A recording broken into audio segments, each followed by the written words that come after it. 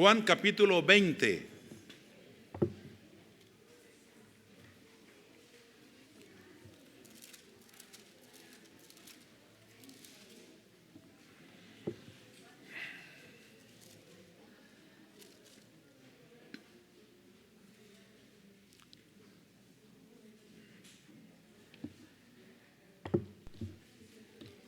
Cuando lo encuentres, si puede estar de pie, hágalo por favor.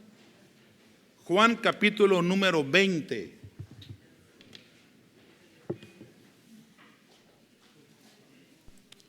Son solamente 2 versículos.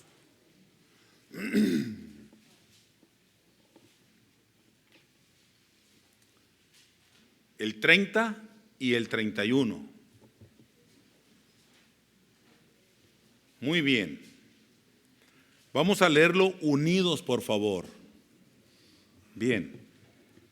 Dice la palabra del Señor: hizo además Jesús muchas otras señales en presencia de sus discípulos, las cuales no están escritas en este libro, pero estas se han escrito para que creáis que Jesús es el Cristo, el Hijo de Dios, y para que creyendo tengáis vida en su nombre. Dios bendiga su palabra. Oramos. Padre eterno, en el nombre de nuestro Señor Jesucristo, llegamos hasta tu divina presencia, a tu mismo trono de gloria, y tocamos las puertas de tu trono de gracia, Señor, esperando hallar gracia delante de ti y alcanzar misericordia para el oportuno socorro. Padre, después de haberte alabado y habernos gozado con estos cantos especiales, Padre, ahora queremos alimentarnos con tu palabra y pedimos de tu sabiduría, de tu unción gloriosa, de ese toque especial que solamente tu Espíritu Santo sabe dar. Y te pido que tú toques corazones según cada necesidad de quienes estamos aquí en esta hora. Despeja nuestra mente, quita todo lo que nos estorbe. Y Padre, que nuestro corazón esté listo para escuchar tu voz por tu palabra y por tu mensajero. Padre, que yo mengüe, que tú crezcas, que tú seas glorificado. Que la vida de cada uno de los que estamos aquí sea edificada, sea fortalecida y esa fe pueda crecer. Padre, gracias por contar contigo. Ilumina mi mente. Habla mi corazón y que solamente mis labios expresen aquellas palabras que vengan de tu trono de gracia, para gloria de tu nombre. Señor, oramos por el joven Benjamín, que está con serios problemas de salud también. Ahí donde está internado, que tú, Señor, hables a su vida, toques su corazón, pero también, Señor, ten misericordia tocando su cuerpo. Que tú bendigas a los médicos que lo están tratando, todo el personal del hospital donde ahora se encuentra, Señor, que sea usado por ti. Padre, que él pueda, allí donde está, entender que tú das oportunidades y que esta es una buena oportunidad para él, para voltear a verte y encontrarse contigo. Habla su vida, habla su corazón. Y háblale, Señor, a través de esta situación que está viviendo, nada sencillo, porque no es una enfermedad fácil, que Él puede entender, Señor, que necesita tanto de ti como el mismo aire que respira.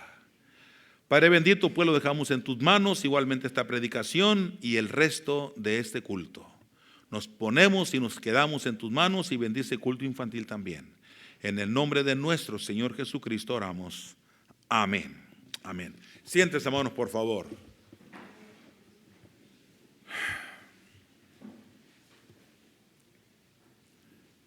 La palabra de Dios habla de muchos milagros.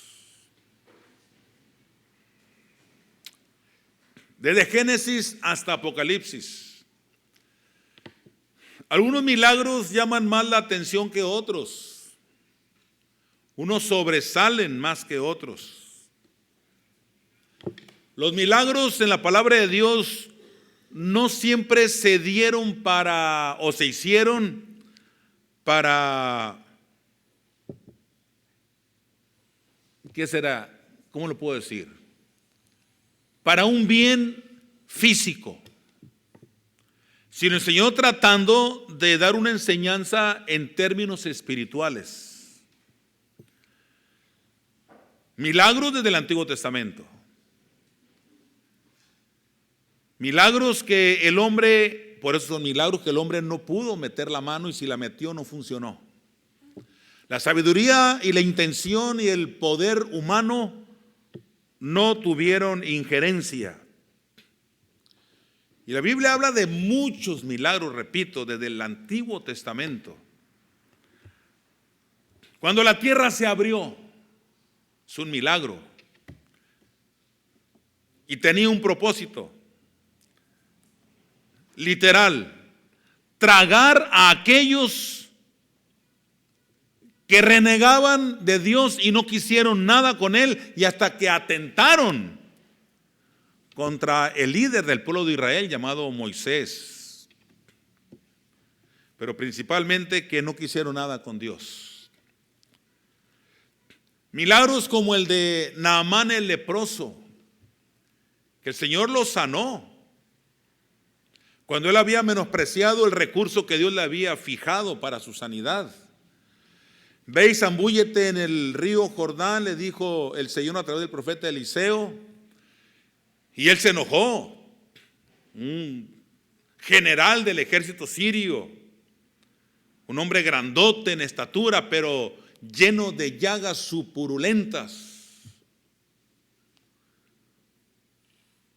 Y él mismo reniega y dice: ¿acaso no hay mejores ríos allá en Damasco que me mandan al río Jordán? Bueno, la orden es que te vayas al río Jordán, ahí tú sabes. Te vas al río que tú dices, no va a ocurrir nada, pero si obedeces la voz de Dios, va a ocurrir el milagro. Y hubo quien le tuvo que orientar y aconsejar para que fuera al río Jordán y se zambullera según la orden del profeta, y entonces el milagro fue hecho. Y se tiene que zambullir 7 veces. ¿Y por qué tantas? Tienen que ser 7, obedece. Iban 5, iban 6 y no ocurría nada. A la 7ª, cuando salió de la 7ª zambullida, la piel le quedó como de un niño, dice la palabra de Dios. Las cosas se tienen que hacer a la manera de Dios, hermanos. Al modo de Dios. Ok. Y la Biblia habla de milagros en el Nuevo Testamento también, y de muchos. Pero cuando hablamos del Señor Jesucristo, es el milagro para toda la humanidad.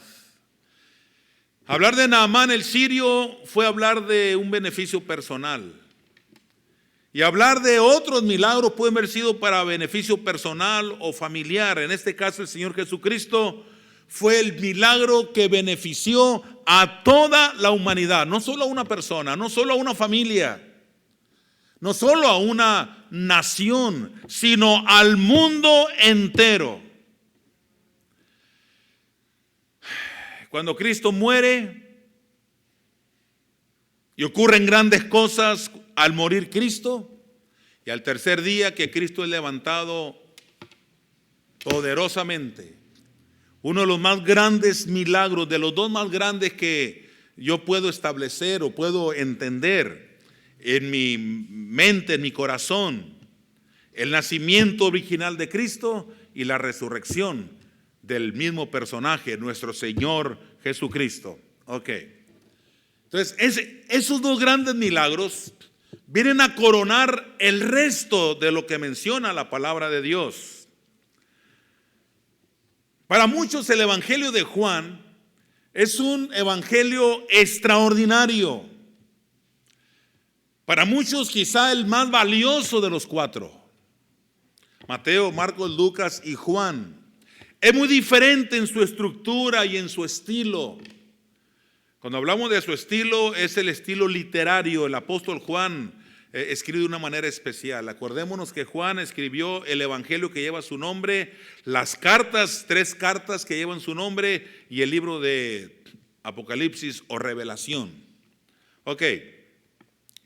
El libro del evangelio de Juan no contiene parábolas.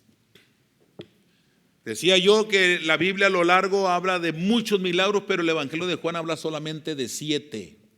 7 milagros, bien interesantes. Pero 5 de esos milagros no se mencionan en ninguna otra parte de la Biblia. Ninguna otra parte nos relata acerca de estos milagros especiales. Pero en el Evangelio de Juan, escúchelo bien, resaltan 3 palabras. Y en el pasaje que hemos escogido, ahí están. Juan 20, 30 y 31. Las palabras claves, ¿cuáles son? Señales, esa es una palabra clave. La segunda es creáis. La tercera es vida. Señales, creáis y vida. Ok. Entonces, hermanos, el Evangelio de Juan nos narra de estos 7 milagros que fueron ejecutados públicamente. Ninguno fue en secreto, ninguno fue a puerta cerrada. No. Todo mundo pudo haberlo visto, porque fue delante de muchos, para beneficio de mucha gente. Pero son milagros que nos ilustran campos especiales donde el Señor trabajó, y estos milagros unidos nos dan un interesante testimonio de cómo Dios trabaja por su divinidad. Así de simple. Y Cristo Jesús es la doctrina central del Evangelio. Es el personaje central de la Biblia. Porque aún en el Antiguo Testamento, toda la enseñanza del Pentateuco, la ley de Moisés, como de los salmos y de los profetas, apuntaban hacia la venida de Cristo en su nacimiento virginal y la cruz del Calvario. Todos apuntaban en esa dirección. Y bien interesante resulta esto. Entonces, en el Antiguo Testamento se habla de Cristo, pero en Cristo es el cumplimiento. Por eso es que se compaginan, y el Nuevo Testamento es el cumplimiento del Antiguo Testamento. Resalto esto. Muy bien. Entonces decía yo que hay 3 palabras claves: señales, creáis y vida. Y cuando hablamos de señales, el primer milagro que realizó nuestro Señor Jesucristo fue en una boda. En las bodas de Canaán, donde transformó el agua en vino. Y estos milagros que vamos a ver ahora, hermanos, nos dan una enseñanza específica. En este caso, es un milagro que nos habla acerca de la calidad. ¿Qué dijeron aquellos? Vamos al relato bíblico, el capítulo 2 de Juan, capítulo 2.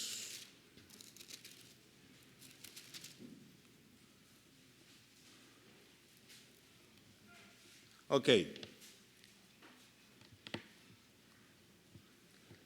Dice el versículo número 11: este principio de señales hizo Jesús en Caná de Galilea y manifestó su gloria, y sus discípulos creyeron en él. Fíjense nada más. No cabe duda que a Jesús hay que seguirlo creyendo en él. No hay que seguirlo solamente porque oímos hablar de él, o que nos hablan bonito de él, o lo que podemos sacar de él o esperar de él, recibir de él. No solo por eso. Aquí los discípulos creyeron en Cristo, allí dice, y sus discípulos creyeron en él. Ok, ¿qué nos dice este pasaje, hermanos? ¿Por qué María no convirtió el agua en vino? ¿Por qué razón María no convirtió el agua en vino? Si supuestamente tiene poder, o tenía poder. Si no lo tuvo en aquel tiempo, menos ahora, que no ha resucitado. Los muertos no tienen poder. Su alma no lo duda, está en el cielo, su espíritu está con el Señor. Pero María no tuvo el poder para hacer el milagro. ¿Por qué, hermanos? Porque la palabra de Dios nos dice que la autoridad el Padre se la dio al Hijo, no a la madre del Hijo. Esto que nos quede bien claro como enseñanza, y lo voy a repetir. María no pudo, por eso la instrucción de María a los encargados de la cocina, por decirlo de alguna manera, o de la bebida en aquella boda: hagan todo lo que Él les diga. Todo. Sale. ¿Por qué? Porque la autoridad el Padre se la dio al Hijo, y María lo estaba reconociendo, que ella no tenía autoridad para hacerlo. Si hubiera tenido autoridad, no necesita del Hijo. Pero como la autoridad del Padre la dio toda al Hijo, entonces María lo reconoce y Jesús ejerce esa autoridad. Y es cuando da las instrucciones y el milagro ocurre. El milagro sucede. Otro milagro que nos narra el Evangelio de Juan está en el capítulo 4.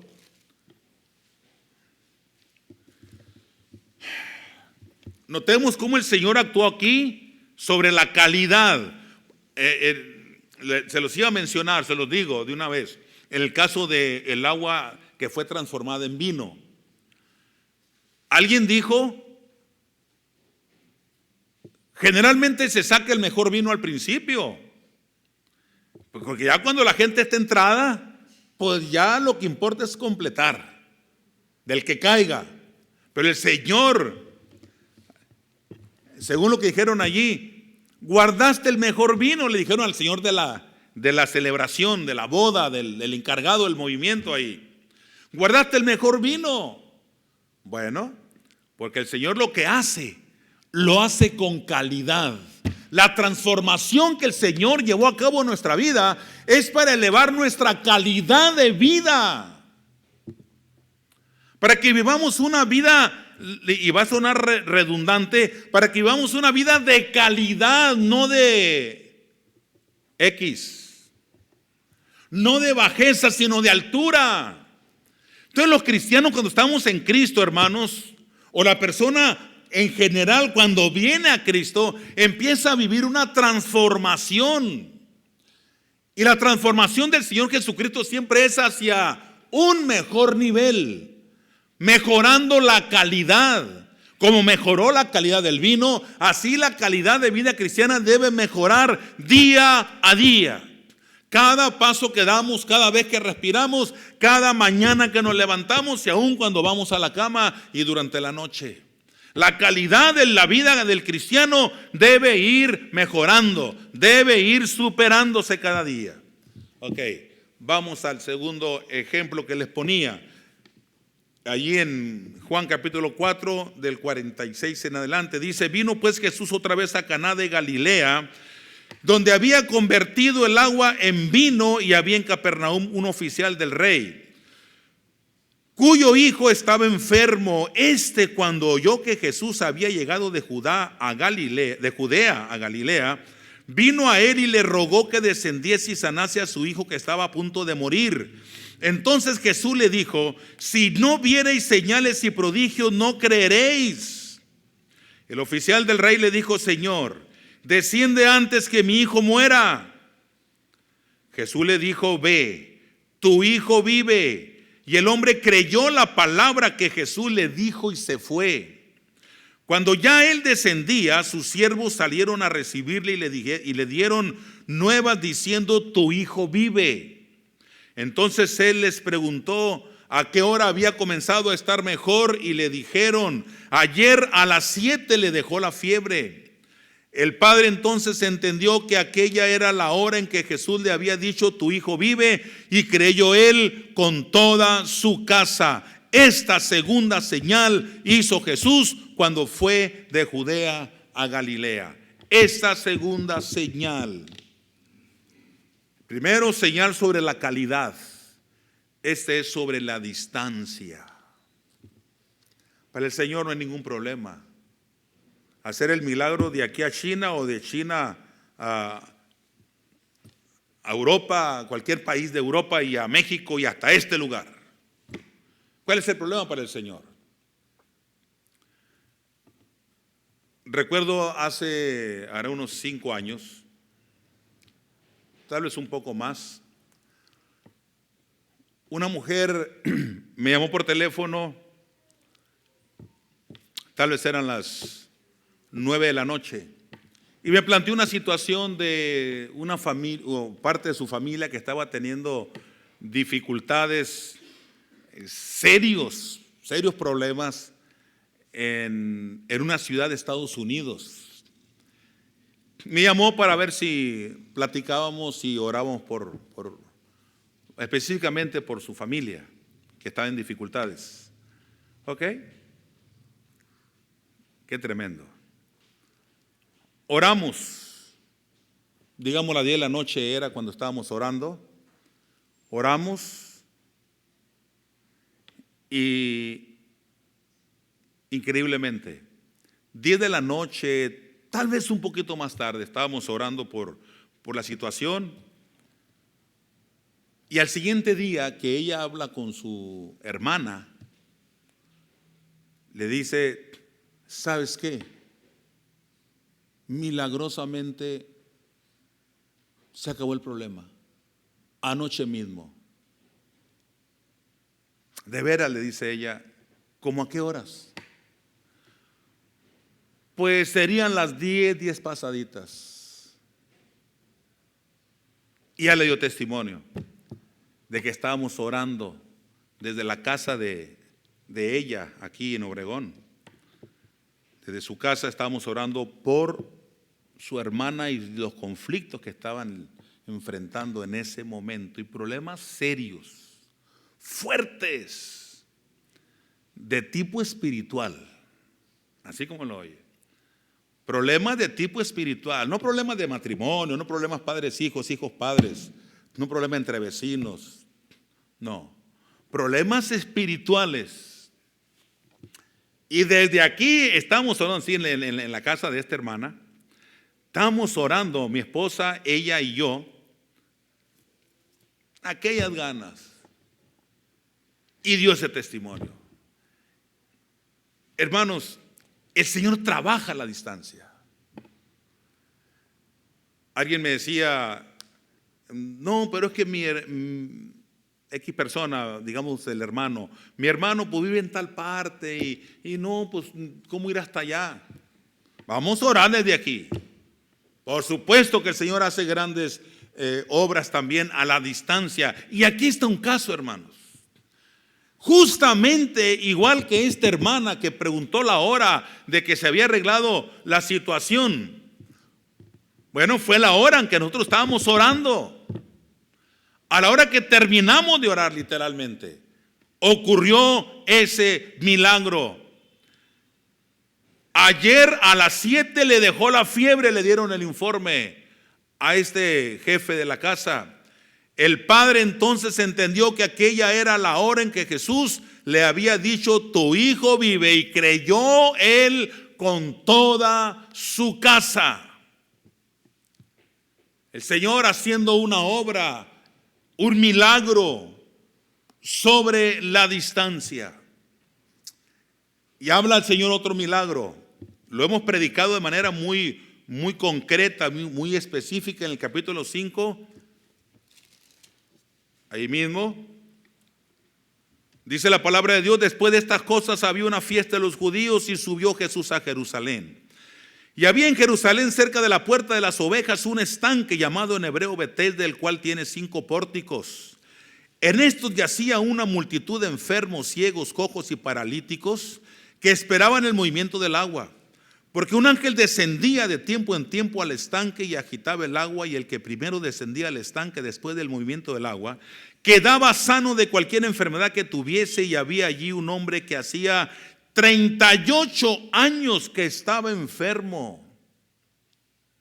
Cuando Jesús lo vio acostado y supo que llevaba ya mucho tiempo así, le dijo, ¿quieres ser sano? Señor, le respondió el enfermo, no tengo quien me mete en el estanque cuando se agita el agua. Y entre tanto que yo voy, otro desciende antes que yo. Jesús le dijo, levántate, toma tu lecho y anda. Y al instante aquel hombre fue sanado y tomó su lecho y anduvo, y era día de reposo aquel día. Vimos un milagro sobre la calidad, sobre la distancia. Ahora vemos un milagro sobre el tiempo. 38 años enfermo. Se puede y se dice fácilmente 38, pero vivir 38 años sin poder valerse por sí mismo, sin tener fuerza en las piernas, arrastrándose el hombre, dependiendo de que lo llevaran y lo trajeran. Qué fácil se dice, qué fácil se ve a un enfermo así. Y qué fácil se pasa de largo cuando uno se encuentra con alguno que está en esa situación. Como ver cualquier cosa, y lo vemos. Y hasta se está pidiendo un apoyo económico, pues ni siquiera nos preocupamos por si traigo o no traigo para compartirle. Pero 38 años, hermanos. ¿Cómo el Señor actúa sobre el tiempo? O sea, ¿qué importa eso? Alguien me decía en la semana: no, mijito, yo ya tengo 75 años de edad. Ya mis ideas están muy enraizadas en mí. Ya no puedo yo fácilmente cambiar. No, mejor ve con otro que sí entienda eso y que sí quiera. Y le puse ejemplo esto, justamente. Este hombre tenía 38 años enfermo. Y el Señor pudo hacer el milagro en él. Y lo hizo completo. Completito, dice la palabra de Dios, que este hombre tomó su lecho y anduvo. No le importó la cantidad de años que llevaba en esas condiciones. No le importó el lugar donde se encontraba, ni siquiera que era día de reposo. Porque el Señor Jesucristo es Señor aún del día de reposo. Entonces ahí mostró el Señor que no le importó absolutamente nada. Él solamente vio una necesidad y actuó conforme a la necesidad en su gracia y misericordia. No hubo otra forma de hacerlo. No necesitó de nada más que solamente decirle: levántate, toma tu lecho y anda. La pobreza a veces es un factor para hacernos sentir menos a muchos, no a mí. Pero nos hace sentir menos en muchos casos, solo por incluirme. Pero hermanos, en la vida cristiana eso no importa. Por supuesto que no. La vida cristiana importa qué calidad de vida cristiana llevamos y cómo el Señor nos va a usar grandemente. Estaba yo platicando con una mujer.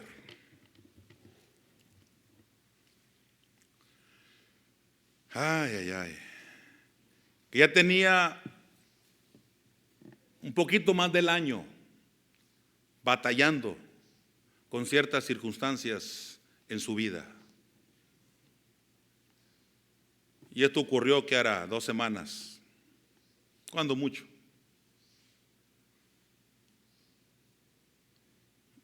Y era un infierno para ella aquello. Situaciones muy difíciles que vivía en su cabeza. Malos pensamientos. Todo lo veía mal de parte del esposo. Le reconocía ciertamente muchas cosas, pero la gran mayoría de las cosas las veía mal. Y le juzgaba y le reclamaba grandes cosas. Y un día me comenta, y bueno, pues fui hasta el lugar donde ella se encontraba. Vamos a orar. Ya hacía tiempo que ella me venía comentando esa situación. Y yo pensaba siempre, esto es obra del enemigo, es obra del diablo. Alguno o más demonios están influyendo en este cerebro. Bueno, pues fui hasta donde se encontraba esta mujer, esta hermana. Vamos a orar. Vamos a orar. Esto se acaba porque se acaba.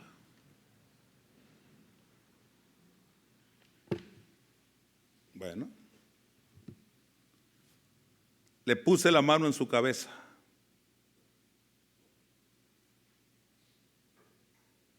Ahí estaba mi esposa. ¿Qué hora serían? ¿Las 11 de la noche?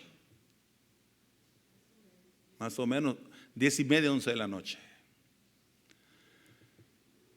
Le puse la mano en su cabeza. Yo sentí en mi corazón que tenía que ser más allá de una oración. Había que reprender con autoridad. Reprender con el poder del Espíritu Santo. Y empecé a reprender. Estoy hablando de una mujer cristiana, y buena cristiana, óigalo bien. Empecé a orar por ella. Con mi mano, sí, mi mano que izquierda, creo que fue la izquierda. Sale. Le pedí que abriera la ventana del lugar donde estaba, que era en su casa, y empecé a orar por ella. Y a reprender espíritu de confusión y espíritu de trastorno y espíritu de duda y espíritu, fueron como 3, 4 espíritus que yo mencioné, pero que yo sabía que los tenía, no, pero el Espíritu me estaba dando esos nombres. Sí, salió fluida esa oración, sentía que salía con autoridad. Y te vas a ir de aquí, o se van a ir de aquí, y en el nombre de Cristo se van, se van, y se van, y se van, y se van. De repente la hermana, así, se le cayó los hombros y la cabeza, como sin fuerza. Yo seguía reprendiendo, seguía reprendiendo, seguía reprendiendo. Y terminé de orar. Y me dice ella, me siento mareada. Exactamente. El enemigo ha salido.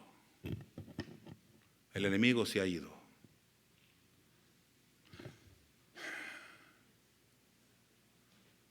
Me siento livianita. A ver, voy a tratar de recordar lo que yo pensaba. Voy a tratar de recordar lo que me estaba haciendo daño.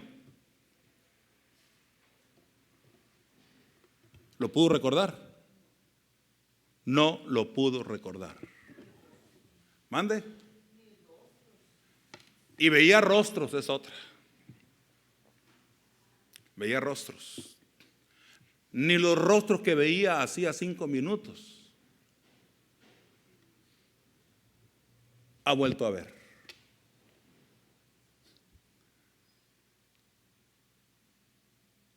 Por eso cuando les dije hace rato, meternos con el Señor en oración y ayuno, vale la pena. Por supuesto que sí. El cristiano se reviste de la presencia del Señor. La gracia del Señor, de por sí ya somos salvos por gracia, pues la gracia es como que algo especial ocurre. Y tiene que ser porque yo soy el pastor. No. Usted también puede hacer eso. Por supuesto que lo puede hacer. Y esta mujer, esta hermana, Ya tenía pasadito el año batallando con eso.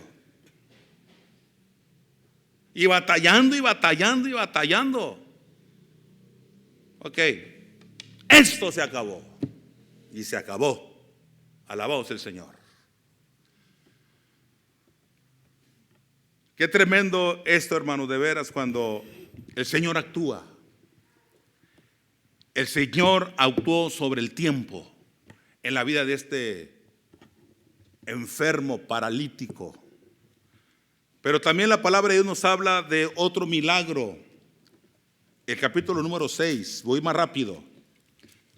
Solo que esta experiencia no tenía planeado platicarla, pero salió aquí y no me quise quedar con ella. Creo que el Señor me la puso en mi mente para compartírsela de esta experiencia. Ok. Capítulo 6, del 1 al 4, dice: después de esto Jesús fue al otro lado del mar de Galilea, el de Tiberias, y le seguía gran multitud, porque veían las señales que hacían los enfermos.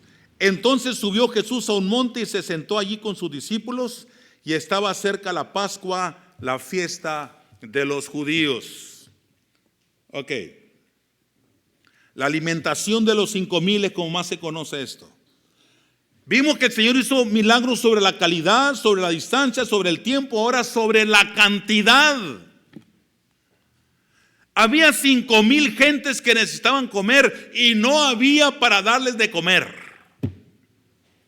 Estaba muy limitada la situación, hermanos. Entonces, la gente necesitaba comer. Aquí está un muchacho, dijo alguien, que tiene 5 panes de cebada y 2 pececillos. Pero ¿qué es para tanta gente? ¿Para qué nos alcanza? Pero notemos, hermano, cómo el Señor le dijo a sus discípulos: denles ustedes de comer. Yo pregunto, hermanos diáconos, hermanos líderes de la IBC, si yo les digo vayan a tal parte, yo no voy a ir, vayan ustedes y traten este caso como el que les he comentado.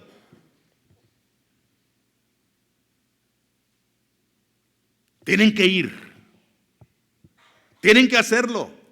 Por eso tienen que estar día a día metidos con Dios. El ser llamados diáconos no les ayuda para nada. El ser llamados líderes de un ministerio en la Iglesia Bautista Central no les ayuda para nada si su vida no está en santidad delante de Dios y se encuentran con Él cada día. Pero un tiempo a solas. No nomás orar porque voy a salir, orar porque voy a comer, orar porque me voy a acostar, orar porque amaneció y amanecí bien. No, dale un tiempo al Señor, que su vida se vea revestida del poder y la presencia de Dios. Que cuando el enemigo nos vea, caray, porque el diablo sabe con quién trata, hermanos. El diablo sabe con quién trata. Hombre, yo sé quién es Pablo. Yo a Jesús conozco y sé quién es Pablo. Pero tú quién eres, le dijo. Y lo arrastró, lo zangoloteó, como luego se dice. Hizo con él lo que quiso y lo dejó ahí tirado. Entonces, hermanos diáconos, tienen que estar bien listos siempre, en todo momento. Hermanos líderes, que son las 2 de la mañana y suena el teléfono. ¿Saben qué, hermanos diáconos? Necesito que vayan los 4 diáconos a tratar tal lugar, porque yo no tengo ganas de ir. No sucede eso, pero lo estoy poniendo como un ejemplo. Ni siquiera tengo ganas de ir, no me siento bien. Entonces no quiero ir, vayan ustedes. Pero, ¿cómo? ¿Sí? Dale, pónganse de acuerdo ustedes si alguien dirige el movimiento y dale, que el enemigo no se ría de ustedes. Hermano, tiene que ser así. El Señor les dijo: denles ustedes de comer. Señor, pues tenemos solamente esto, ¿y qué es para tantos? No puede ser. Pero no más los diáconos y maestros, todos los cristianos aquí presentes. Bueno, cualquier cosa que usted vea que se está tramando en su cerebro, eche fuera todo eso feo que está tramándose en su cabeza. Es el enemigo, es el diablo, es el demonio que empieza a influirlo a usted y ejercer influencia fuerte, fea, terrible, que divide, divide la familia, divide el matrimonio, divide el hogar, divide la casa, divide la iglesia, trastorna nuestra vida. Tenemos que echarlo fuera de inmediato en el nombre de Jesús. Humillarnos delante de Dios, doblegar nuestro corazón, doblar nuestras rodillas si podemos, pero hacerlo, hermano, con todo el corazón, meternos con el Señor. Tómelo en serio, porque esto es serio. El diablo no bromea cuando influye negativamente en un cristiano, y tal vez usted sea uno de esos mal influenciados por el diablo. ¿Y usted cómo puede saber si está siendo mal influenciado por el diablo? Tal vez usted está aquí, me está oyendo y se está sintiendo mal por lo que estoy diciendo, hasta le da coraje contra mí. Y si usted tiene coraje ahorita, pues ore al Señor para que se lo quite, porque esto es verdad de la palabra de Dios. Es verdad del Señor en su palabra. El Señor caminó sobre el agua. Dice la palabra de Dios en el capítulo 6. Al anochecer descendieron sus discípulos al mar, y entrando en una barca iban cruzando el mar hacia Capernaum. Estaba ya oscuro y Jesús no había venido a ellos. Y se levantaba el mar con un gran viento que soplaba. Cuando habían remado como 25 o 30 estadios, vieron a Jesús que andaba sobre el mar y se acercaba a la barca, y tuvieron miedo. Mas él les dijo: yo soy, no temáis. Entonces ellos con gusto le recibieron en la barca, la cual llegó enseguida a la tierra a donde iban. Características: un fuerte viento. Jesús ve a sus discípulos en problemas a gran distancia, y era medianoche. El Señor llega caminando sobre el agua, y mire lo asombroso: Pedro también camina sobre el mar. Ok. Cristo parado sobre el agua puede sostener a Pedro, que se hunde, pero Cristo no se hunde. Lo asombroso no solamente que Cristo caminó sobre el agua. Lo asombroso, hermano, es que cuando usted quiere levantar a algún caído o sostener a alguien, usted inconscientemente hacemos fuerza en todo el cuerpo, en las piernas, en el abdomen, en los hombros, y hasta apretamos la mandíbula para levantar al caído, al que se ha ido hacia abajo. Y cualquiera puede haber pensado: el Señor no se hundió, estuvo allí, como si hubiera estado pisando sobre algo firme. No, el Señor se sostuvo como si hubiera estado sobre algo firme, hermanos. Esto es lo importante. Y sacó a Pedro y llegaron a la barca, y de inmediato el viento se calmó y la barca llegó a su destino. Ok. El Señor, hermanos, actuando, haciendo este milagro sobre la ley natural. No hay nada imposible para Él. Voy más rápido. La curación del ciego de nacimiento. Allí son 12 versículos que no lo voy a leer por cuestión de tiempo, pero conocemos la historia de el hombre que nació ciego. Ok.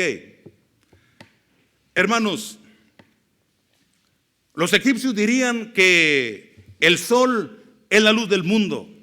Los griegos dijeran que sus verdades filosóficas son la luz para ellos. Pero Cristo dijo: yo soy la luz, y yo soy la luz del mundo, y el que me sigue no andará en tinieblas, sino que verá la luz de la vida. Hermanos, el sol con toda su fuerza y con todo su esplendor no puede penetrar en los ojos del ciego. Por más fuerte que sean los rayos del sol, no penetran en los ojos del que no mira. Qué tremendo esto. Pero el Señor Jesucristo pudo penetrar en este ciego. Las verdades filosóficas no penetraron ni siquiera el corazón de aquel ciego. Pero aquel ciego fue sanado y pudo ver la luz. ¿Por qué? Porque tuvo ese encuentro personal con la luz. Y Cristo dijo: yo soy la luz. Pero también refiriéndose a sus discípulos les dijo, y a nosotros nos dice: vosotros sois la luz del mundo. Y el que me sigue no andará en tinieblas. Sale, así que tenemos que entender esto, hermanos. Recordemos que el Señor dijo hace miles de años: sea la luz. Y fue la luz. Porque Él es el del poder. Él es la luz. Voy a este último ejemplo, hermanos. La resurrección de Lázaro. Al pensar en el ciego de nacimiento, cómo el Señor tiene poder sobre el desventurado. Y aquí, cuando hablamos de Lázaro, tiene poder sobre la misma muerte. Sale. La Biblia nos habla de dos Lázaros. Dos Lázaros.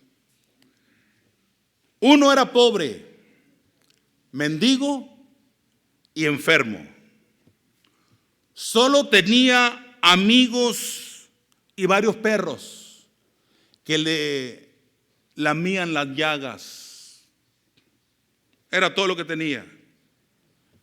Y comía de lo que caía de la mesa del rico. Y tuvo otro, bueno, la Biblia habla de otro Lázaro, que tenía una casa, tenía familia y que era amigo del Señor Jesucristo. Sí. Y era un amigo distinguido además. Le mandaron decir: el que amas está enfermo. El que amas, no es cualquier cosa, está enfermo. Hermanos, el Señor tardó todavía unos días más en ir a la casa de esta familia de María, Marta y Lázaro. Y aún teniendo 4 días que había fallecido y olía mal, el Señor le habla a Lázaro cuando Lázaro ya estaba en la tumba, hasta envuelto en el sudario que se acostumbraba. El Señor desde acá afuera le habla a Lázaro y Lázaro, muerto, escucha la voz del Señor Jesucristo: Lázaro, ven fuera. Lázaro, ven fuera. Sale. Y aquí esto es bien importante, hermanos. Algún día vamos a dar una clase de enseñanza de discipulado sobre este tema, bien aplicable al discipulado. Cómo Lázaro se levantó y los discípulos movieron la piedra y Lázaro salió atado en un sudario y los discípulos le quitaron la venda. Justamente por eso se aplica el discipulado. En el discipulado le quitamos la piedra y en el discipulado le quitamos las vendas, para que el nuevo creyente aprenda de Cristo y pueda caminar solo con Cristo. Ok. Entonces, hermanos, estos 7 milagros se operaron precisamente en áreas donde el ser humano no tiene parte, donde el ser humano es incapaz de efectuar algún cambio sobre las leyes y las condiciones que afectan la vida. El ser humano no podía.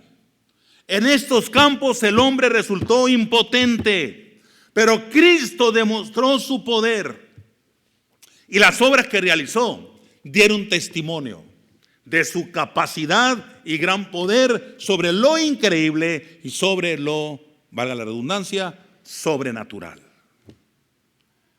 Hermanos, vamos a cantar un coro. Pásenlos del coro, por favor. Creo que el Señor nos ha hablado esta mañana a través de las puras señales. Faltan las palabras creáis y vida. Lo veremos en otra ocasión. Pero ojalá que usted y yo en esta mañana, al cantar este precioso coro que nos van a dirigir los muchachos del coro de la alabanza, podamos responderle al Señor: Porque llega un momento en que este coro dice: hoy quiebro mi alabastro y lo derramo ante ti. La idea es el corazón. Quebrar nuestro corazón delante de Dios y derramarnos delante de Él en un reconocimiento a su amor, su gracia, su misericordia, su bondad, su gran poder. De manera que este canto se canta con convicción y con el corazón. Puestos de pie, por favor.